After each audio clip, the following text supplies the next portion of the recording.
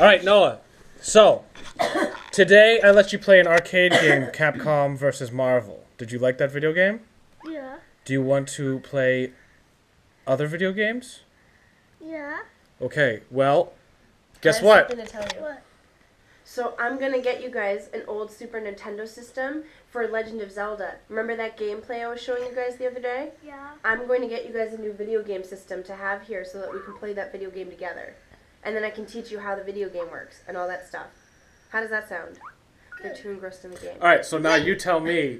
Tell me about Zelda. So Zelda is this game where you have, there's a bunch of different ones, but the best ones were Link to the Past for Super Nintendo and Ocarina of Time for N64. So I had both of those games on my Wii system. You can get the old cartridges. You should make your butt pop. This is all part of it. This is the process. Thank you. Yeah. So anyway, back to the video games. Switch So- to Rhino. Thank you. I appreciate it. Thank you, Grace. I'm coming. So those are the two games. Both of those games, out of the whole. No, talk about how you played it when you were a kid and then you beat the. Oh, okay. So I played it, right? I played it. You just gotta have this in your pocket, like ready to go. 'Cause I Use the can't leave it. Rhino powers and don't switch. So I had played it like my whole life. That was my whole escape. I wasn't really allowed to go outside, play as a kid, so my whole life was Legend of Zelda and various other video games that I'll get to in a minute on PlayStation.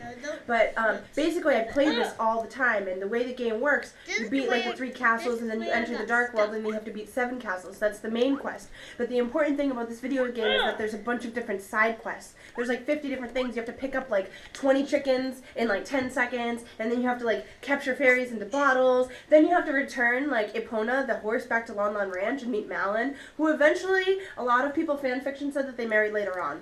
But that's neither here nor there. So there's all these side quests you have to do, and the thing about the plot is if you read all the walkthroughs and the guides that come with the book, they explain the reason for the side quests, but other than that, when you're actually in, like, playing the game and in gameplay, there's not really, like, logic or order to the side quests. Some of the side quests, So how did you beat? When you went with Brian? I'm just saying, some of the side Yeah, I know. quests Just were, skip to that part. Okay, so I played it like my whole life until like 13, 14 or whatever. Moved out of my house, didn't play it, for years. Then I'm like 25, 26, 24, 25, 26. So years later, right? At least 10 years later. And I had gone to this convention with some of my friends. And I hadn't played the game, haven't read anything on Zelda, hadn't really kept up or anything like that with the old games, and they had this virtual console room where you could go and play all the games from the 80s, 90s, and early 2000s.